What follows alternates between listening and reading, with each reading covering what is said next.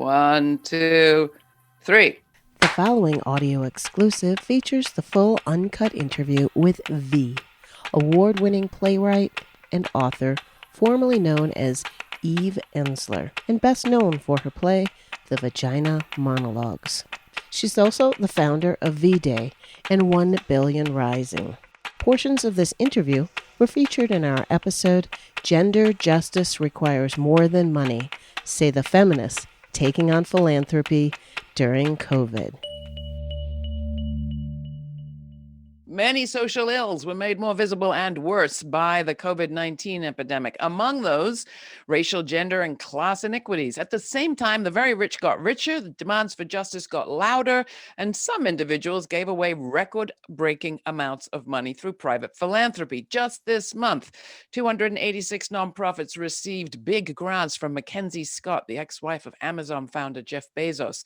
This summer's drop, Scott's third in a year, was worth close to $3 billion with a B. What does all that private funding do? What does it not do? What does it change in the field of philanthropy? And how does it change the landscape for social justice? We'll talk with V, the artist and activist formerly known as Eve Ensler, who recently wrote a blistering account of what's been going on in The Guardian titled Disaster Patriarchy, in which she details how, as she put it, the COVID pandemic unleashed a war on the world's women. I'm happy to welcome back to the show my friend V. V, welcome back. Welcome to the Laura Flanders Show, Disaster Patriarchy.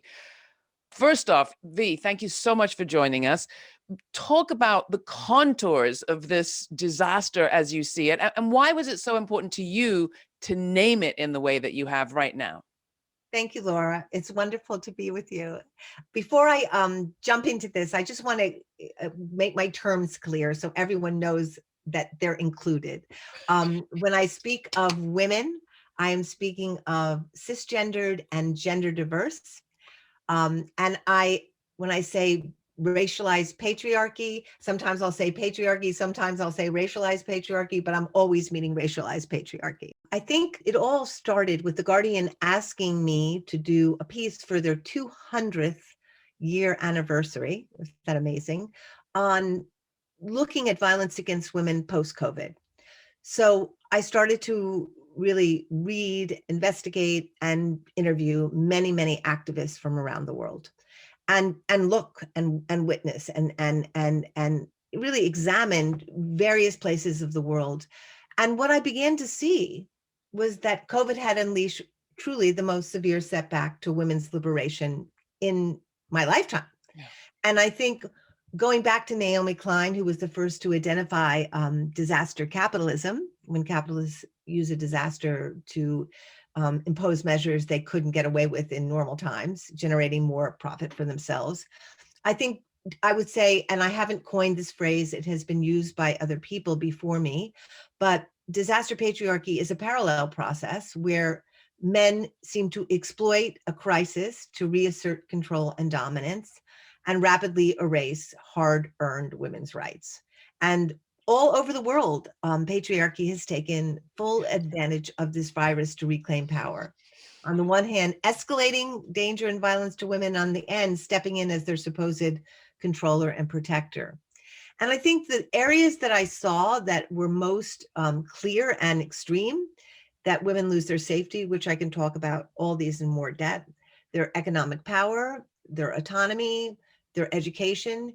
And as we know, because we did a lot of work at the beginning of COVID, women are pushed to the front lines, unprotected, to be sacrificed. So I think that's kind of the overview. And I really talk to women in all throughout Africa. I talk to women in India. I talk to women throughout Europe, in Latin America. And unfortunately, the story seems to be pretty much the same worldwide. Now, you have spent your entire career fighting violence against women, gender-based violence generally, sexual violence, for women's education, against mutilation, you name it, for women's empowerment. And as you said, your piece draws on the relationships that you've built over the years. One of the parts of it that was so interesting to me that I would never have thought about because I don't have that same relationship, is what you had to say about female genital mutilation and what you were learning from your partners in Kenya about the escalating disaster for women and girls that has been COVID. Can you just share that story? Because I think it's so illustrative. It is, and it's such a metaphor for everything. So our partner, Agnes Pariah, who we've been working with for many, many years, and actually when we began, she was fighting FGM because she had been cut as a child in Masailand in the Mara. And, when she started out, she was exiled. She was destroying tradition. And now she is the head of the anti-FGM Commission of Kenya and is about to run for parliament. Okay, that's how much things have changed. And part of what Agnes had done in that time was develop an alternative ritual, a coming of age ritual, where girls and families come together to celebrate their girls becoming women without the cut. And what she discovered quickly is when girls don't get cut, they go to school, they become independent, they become breadwinners, they can support their families.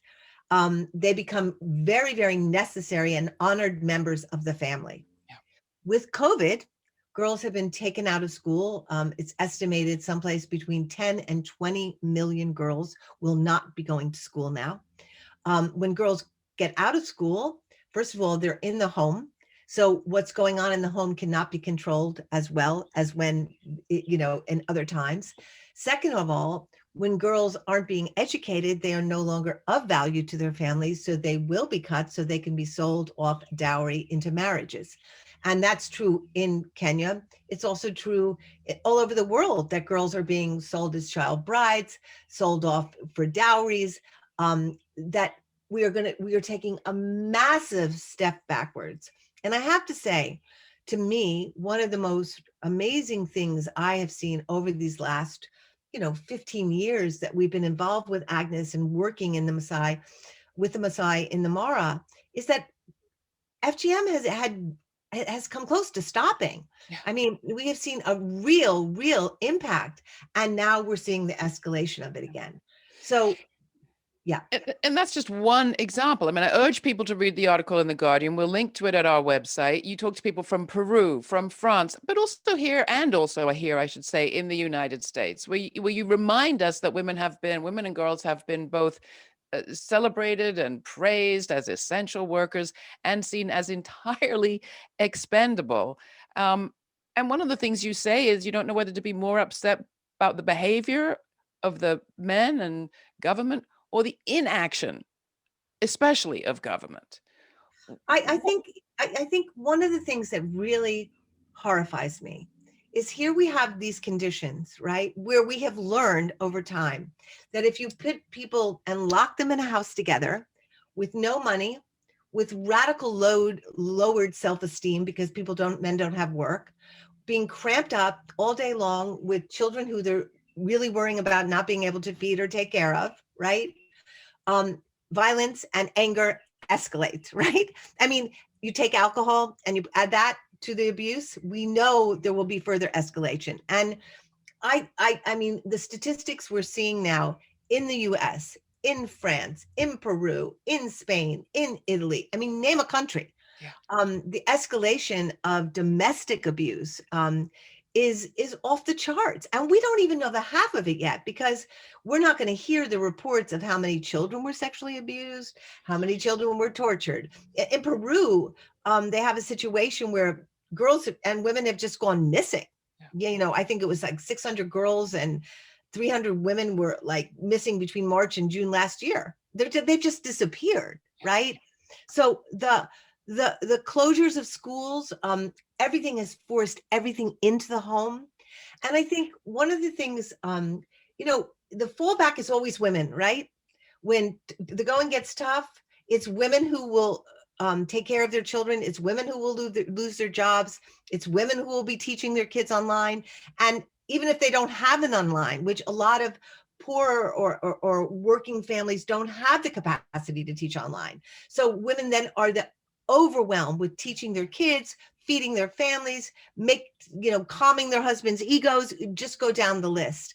And all of this, and not one government thought about the possibility of this, right? So when the going gets tough, we put all the load on the women. But then in a moment like this, where we're supposedly entering recovery, getting back to normal, there's no help for those women. Absolutely no help. What are you calling for? What is Agnes calling for? What are the world's women that you know calling for? Well, I think everybody's calling for the same thing, like to honor women. First of all, let's look at the amount of work that women are having to do, right? There are loads of childcare, feeding, teaching. That's never been work that's been paid for. That's not paid labor. Why isn't that paid labor? Those women are keeping families alive. They are the caretakers. They are the nurturers. They are the teachers. Why isn't that? So I think there's, my sense everywhere was that women should be being paid for this and supported in doing that. The second thing is that shelters or some kind of understanding that women are caught and need a place to go. I mean, in many places, shelters have shut down, right, at the exact moment when they were most needed.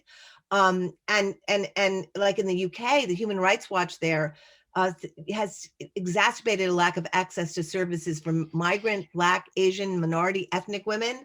There's just persistent inequalities that lead to additional difficulties in accessing services, education, healthcare, disaster relief, etc. So people want more of that. They don't want, they want access to those services. Yeah. They want support for those services. They want to be recognized for the work that they're doing. Everyone says we love women, we need women, we can't live without women, and yet no one's willing to pay or support those women who are doing the critical work. So massive reparations and restoration for women. And there's lots of states where under the auspices of the COVID crisis, they withdrew access to abortions and the ability of clinics to actually provide abortion access, which is a whole nother story. Yeah. You go further though, in your article in The Guardian, you call for a Marshall Plan size fund to help the world dismantle patriarchy, which, while I love the idea, I want to know what it would look like. And I'm sure you've dreamt up exactly that. Well, before I get there, I just want to say one other area where I think women are being really done in, which is frontline workers. And I just have to talk about that because it is women, primarily women of color, who have been on the front lines from the beginning of COVID, saving all of our lives. Whether it's nurses, restaurant workers, women working in factories, farmers, and those women have been the least protected, the least valued, and the least, and not at all seen any increases in their wages, right? I mean, like I talked to, this new hazard that's happening in the restaurant industry called masculine harassment, where waitresses are being told by their male clients, to take down their masks so that their clients can see their faces to determine if they're pretty enough to get a tip. Okay? Nobody's protecting these women from that. It not only is a risk to their health, it's highly degrading and insulting, right? But we're seeing the same thing in the fields where the Alianza women are working. We're seeing increase in pesticides, increase in sexual abuse, because no one's watching, right? And this is across the board. So getting back to your question, to me, and maybe it's because I've been doing this work for a very, very long time, I see in any given situation where there's a crisis, the fallback position is escalated patriarchy, right? Escalated control, escalated domination, devaluing of women and what they do. And I think until we dismantle a patriarchal mindset, whenever there's a crisis, we will move back towards it, right? So to me, I think part of it is educating people and looking at what is patriarchy. What does it mean that we are living inside a system, right, that is based on a very few people having all the goods, all the money, all the power, and determining life for everybody else, rather than all of us being part of this same story equally, and in a way where care and connection and valuing those things, the things that really keep people alive and keep people moving forward, right? I think we have to obviously build more activist movements and get more progressive women and women of color in positions of power. But I also think we have to start, what is patriarchy? Yeah. It's driving us to our end. We need to educate. We need forums. We need art that expunges trauma and grief and aggression and sorrow and anger in the culture. And I think part of it is like we are constantly forgetting what we are learning, right? We are constantly forgetting our history. We only have to look at what's happening right now in terms of the pushback against critical race theory or anti-racism training, like the desire to like not know our history, to not know where we come from, because then you can continue on with the same behavior.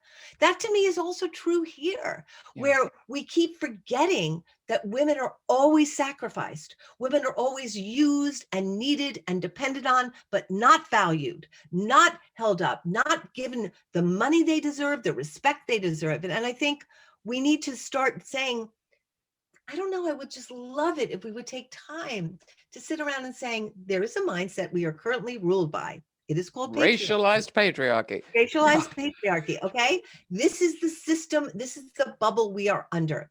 It's only 17,000 years old. We could act, there were systems before and there can be systems after. How do we begin to create those systems? And what would they look like? What would systems look like that weren't based on domination, that weren't based on a few people controlling the many? What would it look like to be in it? We've talked about many times, a sharing economy, a world where the women, for example, were valued for the work they did, where mothering, where taking care of families was not seen as a denigrated thing, but was lifted up, and women could make money doing that and could feel good about themselves doing that. So they weren't tortured and having to have 8 jobs while they're doing it, if that was the choice that women made.